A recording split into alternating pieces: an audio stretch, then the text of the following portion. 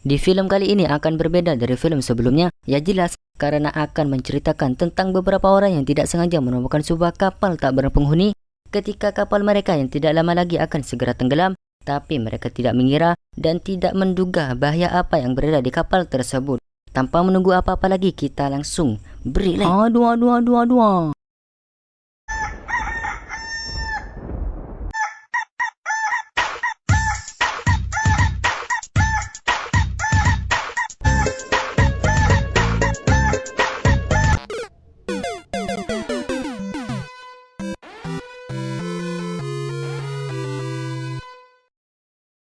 Di awal film kita akan diperlihatkan oleh sebuah kapal pengamat antariksa di Pasifik Utara. Kapal tersebut digunakan untuk meneliti luar angkasa. Terlihatlah orang-orang di sana sedang sibuk dengan pekerjaan mereka masing-masing. Salah satunya dia yang bernama Nadia Vinogradova. Stansimir, говорить академик корабль Владислав Волков, прием. Nadia sedang berkomunikasi dengan rekan satu timnya yang berada di stasiun luar angkasa. Saat di tengah-tengah misi itu, mereka pun masih sempat-sempatnya bermain. Ya, ketika mereka asik-asiknya bermain catur antar luar angkasa itulah, tak lama kemudian salah satu dari mereka pun yang berada di stasiun melihat sebuah benda asing mirip UFO yang menuju ke arah mereka dengan kecepatan tinggi. Tidak tahu apa maksud dan tujuan dari UFO tersebut. Yang jelas, UFO itu langsung menabrak stasiun dan membuat para astronot yang berada di dalam stasiun terkena gelombang listrik dan komunikasi antara kapal dan stasiun menjadi terganggu. Stansimir? Yang tak lama setelah kepanikan itu, gelombang listrik dari stasiun itu pun juga menyambar kapal dan membuat semua perangkat yang berada di kapal error dan tidak tahu seperti apa penyebab dan akibatnya. 7 hari kemudian setelah peristiwa itu di Pasifik Selatan, sebuah kapal tengah berada di dalam badai. Kapten atau nahkoda dari kapal tersebut adalah seseorang yang bernama Robert Everton Foster, navigator kapal, dan dia Watts. Saat di tengah badai dan goyangan ombak itu, kapalnya pun masih terbebani oleh sebuah tongkang pengangkut barang, dan ketika Foster dan kapten sedang berdebat, muncullah gelombang besar yang langsung menghantam kapal mereka dan membuat semua para awak kapal terbangun karena kebocoran ruang mesin dari hantaman ombak tersebut. Steve, salah satu dari awak kapal pun menuju ke atas untuk memberitahu kepada kapten tentang kebocoran yang terjadi di ruang mesin. Namun tidak tegas dan bijaksananya si kapten, saat mereka semua menunggu perintah apa yang akan mereka lakukan selanjutnya, si kapten pun hanya terdiam seperti tidak mementingkan keselamatan para awak kapalnya. Semakin lama pun keadaan semakin memburuk. Terlihat kapalnya pun terbebani oleh tongkang yang dibawanya dan mau tak mau mereka harus melepaskannya demi keselamatan semua orang yang berada di kapal. Saat Steve mau melepaskan ikatan tongkang tanpa perintah dari si kapten, si kapten pun malah menundukkan pistol kepada Steve agar mengurungkan niatnya tersebut. Yang jelas-jelas dia hanya mementingkan diri sendiri tanpa memikirkan apa yang akan terjadi kepada mereka semua. Ketika perseteruan antara Steve dan kapten pun berlangsung,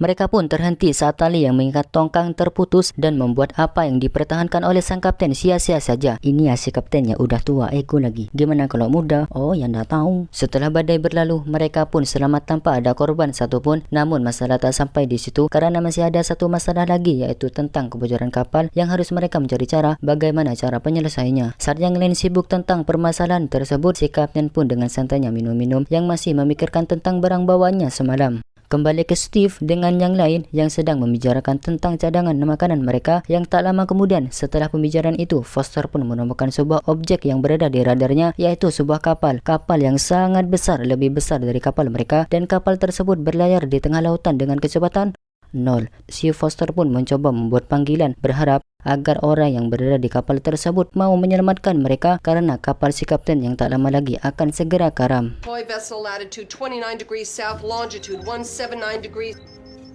Watts pun mengabarkan hal itu kepada sang kapten, namun reaksi si kapten biasa saja. Baru dia bersemangat setelah mendengar kata mengapung di tengah laut. Mereka pun mulai menuju ke lokasi tersebut. Yang tak lama kemudian setelah melewati kabut, nampaklah kapal yang begitu besar dan kita mungkin sudah bisa menebak bahwa kapal tersebut adalah kapal yang berada di awal cerita tadi. Watts pun masih mencoba berkomunikasi, mungkin saja ada jawaban, namun ya tetap kapal itu pun tidak merespon sama sekali. Karena tidak ada pergerakan, kapten pun memerintahkan Steve untuk memeriksa kapal ditemani oleh salah satu dari mereka yang bernama Squeaky dan diikuti oleh kapten dan lainnya. Mereka pun mulai menyusuri bagian kapal tersebut dan kita bisa melihat keadaan kapal benar-benar kacau dan satu pertanyaan, kemanakah para awak kapal tersebut setelah kekacauan yang terjadi di kapal ini masih tanda tanya. Tiba di anjungan yang keadaannya juga sama, mereka pun mencoba mencari petunjuk namun selain tak berpenghuni, juga sumber daya listrik di kapal itu juga tidak berfungsi seperti memang sengaja dimatikan oleh orang yang berada di sana sebelumnya. Looks like somebody powered it down, Captain. Kapten pun berpikir dan berpikir. Tak lama setelah berpikir, kita bisa melihat bawaan standar atau pasif dari kita manusia. Si kapten pun berbicara bahwa kapal tak berpenghuni yang mengapung di tengah laut menjadi tanggung jawab si penemu untuk dikembalikan kepada yang punya dengan diberikan imbalan yang nominalnya pastinya tidak sedikit. Mereka pun mulai tergiur akan tawaran dari si kapten setelah mendengar nominalnya, yaitu 1% adalah 300 juta dolar per orang. Jikalau 10% berarti masing-masing orang akan mendapatkan 3 miliar dolar dan entah bagaimana menghitungnya pun saya juga tidak tahu. Is it legal? Totally. Find the ship's generator. We need power to the bridge. Steve dan Squeaky pun mulai menuju sumber daya kapal berada. Perintah dari si kapten sebab badai yang tak lama lagi akan menerjang lokasi mereka. Tibalah mereka di ruangan generator kapal. Squeaky pun mulai memasang kembali bagian yang seperti sengaja dilepas tanpa mereka tahu bahaya apa yang akan menanti mereka jikalau menghidupkan daya listrik kapal tersebut.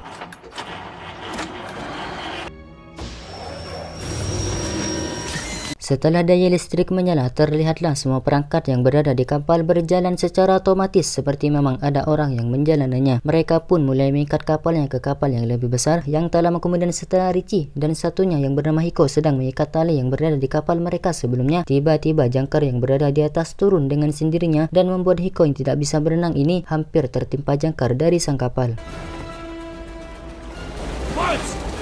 Saat kepanikan tenggelamnya kapal bersama Hiko yang tidak bisa berenang itu, tak lama kemudian datanglah Steve yang datang di waktu yang tepat dan membuat Hiko berhasil diselamatkan. Mereka pun menduga bahwa ada orang yang sengaja menjatuhkan jangkarnya dan membuat kapal mereka tenggelam, dan itu adalah awal dari tindakan yang mereka lakukan. Squeaky pun hanya seorang diri di ruangan bawah mesin. Yang tak lama berselang, dia dikagetkan oleh kabel yang bergerak dengan sendirinya seperti memang ada orang yang menariknya. Dia pun mulai memeriksa dan tak lama setelah memeriksa, Hiko pun dibawa ke klinik kapal untuk mengobati lukanya tersebut. Di samping itu, Richie dan Watts pun tiba di sebuah ruangan yang berisikan senjata. Mereka pun membawa sebagian dari senjata tersebut sebagai alat untuk berjaga-jaga. Kembali ke Steve dengan yang lain, sang kapten menanyakan apa yang akan mereka lakukan akan uang tebusan kapal yang belum pasti mereka dapat. Steve dikagetkan oleh seseorang yang tiba-tiba menembaki mereka. Steve pun berhasil melumpuhkannya dengan mudah, dan ketika topengnya dibuka, ternyata di balik topeng tersebut ialah Nadia yang berada di awal film tadi. Setelah kejadian itu, Steve pun menghubungi Squeaky yang sudah hilang entah kemana. Karena tidak ada jawaban, Richie dan Watts pun diperintahkan ke tempat Squeaky yang disusul oleh Steve yang juga akan segera menuju ke sana. Ketika Richie dan Watts sedang dalam perjalanan, tak beberapa lama Nadia pun siuman dari pingsannya. Dia pun terlihat trauma dan panik sambil mengucapkan, "Dayanya, matikan dayanya, matikan kapalnya, kalian dalam bahaya." Walaupun begitu, mereka tidak mengerti apa yang dia bicarakan. Si Foster pun mencoba menenangkannya yang ketika Nadia melihat ke arah yang lain, dia kelaparan. Kapten pun menanyakan kepada Nadia kemanakah perawak kapal yang berada di kapal ini, dan si Nadia pun menjawab bahwa mereka semua telah mati. "Mati?" kata si kapten. "Good." Di sini Nadia pun berulang kali memberitahukan kepada mereka agar mematikan dayanya karena dia perlu daya untuk menggerakkan seluruh kapal, dan mereka pun masih bingung. Apa? Siapa? Namun si kapten pun menganggap bahwa dia hanya mengigau, dan kemudian daripada itu, Which is perfect. si Nadia pun kabur dari mereka entah kemana dengan membawa kapak bersamanya. Namun dia pun berhasil dikejar. Foster pun mencoba menenangkannya kembali dengan menanyakan apa yang terjadi kepada 300 awak kapal ini, di mana si Nadia pun bercerita 8 hari yang lalu saat gelombang listrik dari stasiun menyebar kapal, mereka sedang melakukan transmisi sendiri, yaitu pengiriman penerusan pesan dan sebagainya dari seseorang kepada orang atau benda lain. Namun saat menerima, mereka pun mengalami malfungsi atau sistem proteksi yang sedang bekerja tidak sebagaimana mestinya, di mana dia mengambil alih komputer dan semua informasi seperti bahasa, data medis, riwayat pencarian, link-link viral dan lain sebagainya. Hanya Nadia dan kaptennya sekaligus suaminya pun yang berhasil selamat yang masih belum diketahui keberadaannya. Kembali ke Richie dan Watts, di tengah perjalanan mereka pun terhenti oleh sebuah ruangan yang dipenuhi oleh robot. Richie pun mematikan dayanya untuk segera pergi menuju tempat Squeaky. Perintah dari Steve, namun hanya beberapa langkah keluar, ruangannya pun kembali beroperasi dan mereka pun mulai memeriksa keadaan di sana. Setelah masuk, Richie pun tertuju pada satu robot yang ketika dia mengganggu robot tersebut,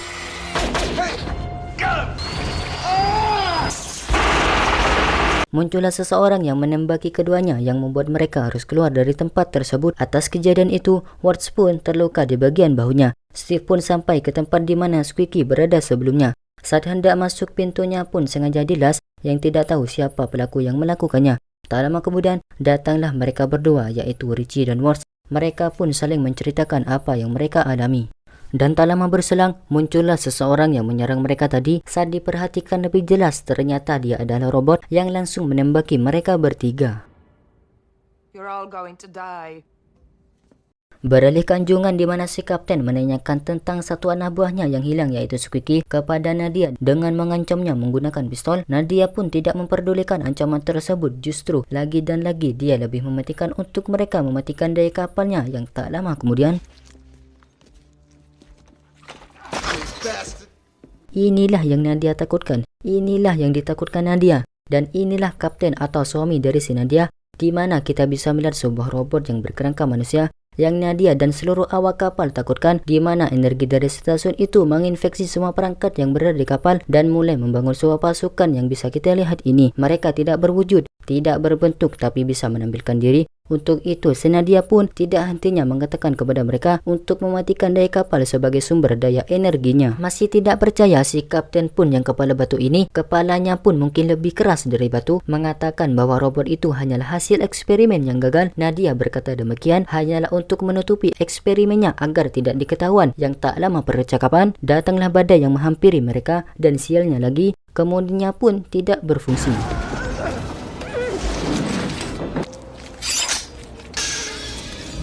Mereka pun menuju ke ruang mesin tempat di mana Squeaky menghilang untuk mungkin bisa mengemudikan kapal. Foster pun merasakan bahwa kapalnya berbelok dengan sendirinya. Tak lama berjalan, mereka pun sampai. Dan ketika melihat ke dalam ruangan, Steve pun melihat Squeaky di dalam ruangan yang ketika mereka berebut untuk membuka pintunya atau tidak.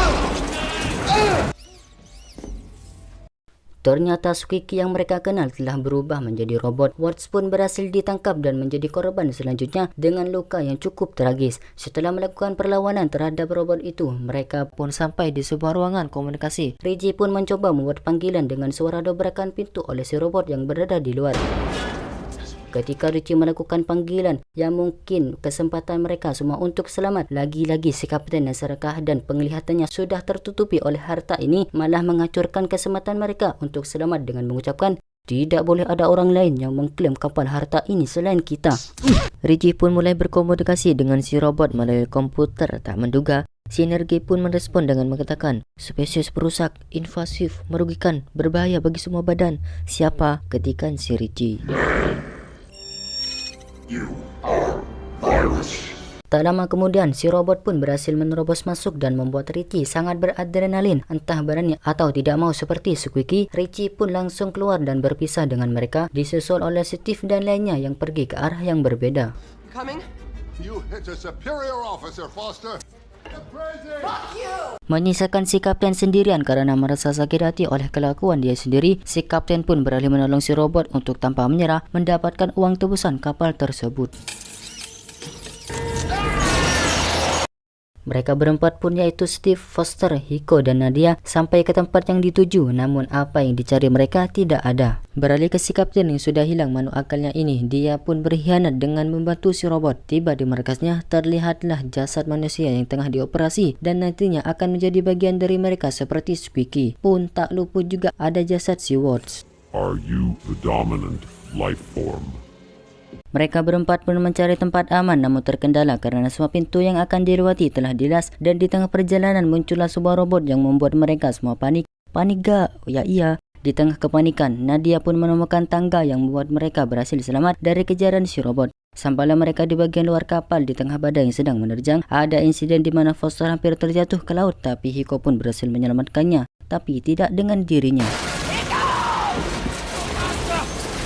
Tersisalah mereka bertiga di ruangan antena komunikasi. Foster pun mencari tahu kemana kapal ini membawa mereka. Dan tak lama berselang, ternyata panggilan yang Richie lakukan membuahkan hasil. Terdengarlah balasan dari kapal lain. Namun, ketika Steve akan mencari suara untuk memberitahu lokasi mereka kepada kapal itu, si Nadia pun berbeda, berkata, kita harus mengisolasi kapal ini supaya makhluk tersebut tidak bisa berkembang lebih jauh nantinya. Alhasil mereka pun berencana untuk menenggelamkan kapal ini menggunakan bom yang ketika mereka akan, datanglah kapten sudah bukan lagi manusia, di mana si Foster pun mencoba melawan, tapi bukan sudah tandingannya pun sama dengan Steve. Tersisalah Nadia dengan granat di tangannya, dan sedikit dorongan dari Steve, mereka pun berhasil membinasakan si kapten.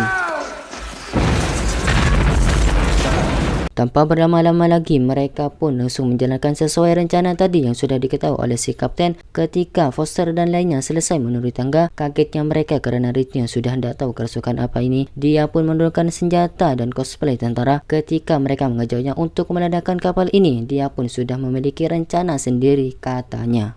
Richie! Don't be a fool! Steve pun mula memasang bom di lokasi yang sudah ditentukan. Ketika selesai lagi dan lagi, si robot pun muncul dan berhasil membuat mereka semua terpisah. Foster pun terjatuh ke sebuah tempat pembuangan yang juga dipenuhi oleh mayat para awak kapal sebelumnya. Ketika Foster berlari untuk menghindari kejaran si robot, dia pun tertangkap. Bangun-bangun dia pun dalam keadaan terikat yang akan dijadikan robot juga oleh si komputer. Dan entah kebetulan atau memang direncanakan, Steve pun datang disusul oleh yang lain dan berhasil menyelamatkan si Foster. Walaupun Richie sudah menembaknya dengan rudal, namun si robot pun masih bisa bangkit dan menghancurkan apa yang ada di sekitarnya. Atas kehancuran itu, Richie pun harus sekarat tanpa bisa selamat dan berpesan kepada Steve untuk pergi ke ruang misil dan melanjutkan apa yang telah Richie rencanakan. Beralih ke Nadia dan Foster. Ketika Nadia ingin kembali ke tempat bom dipasang, ternyata dia keduluan oleh si robot dan bomnya pun sudah berada di genggamannya. Checkmate. Saat mereka berdua terpojok dan lagi-laginya si Foster pun selamat, tentunya dengan mengorbankan orang lain yaitu Nadia. Saat kejar-kejaran itu, Foster pun bertemu kembali dengan Steve dan mereka berdua pun langsung menuju ke ruang misil dan menemukan sebuah roket penyelamat. Ketika si robot itu pun semakin mendekat, Steve pun langsung menekan tombolnya dan membuat dia dan Foster selamat. Juga roket tersebut sudah terikat tali yang sudah terhubung ke pemicu dan Checkmate.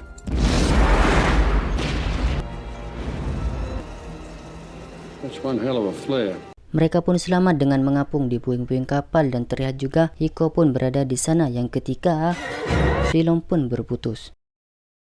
Film garapan sutradara John Bruno ini menurut saya bagus untuk mengisi waktu luang dengan rating 5 dari 10. Daripada itu, jika anda atau friend-friend memiliki saran dan film rekomen, tak perlu sungkan, langsung tap-tap aja di bawah ya. Untuk pesan yang dapat kita ambil dari film ini, keserakahan hanya akan membawa bencana, keserakahan hanya akan membuat kita celaka. Untuk itu bersyukurlah dengan apa yang kita punya, karena harta benda itu tidak akan membantu kita ketika ajal telah di depan mata. Tetapi amal ibadah dan perbuatan kitalah yang menjadi tumpuan selamat atau tidaknya kita nanti.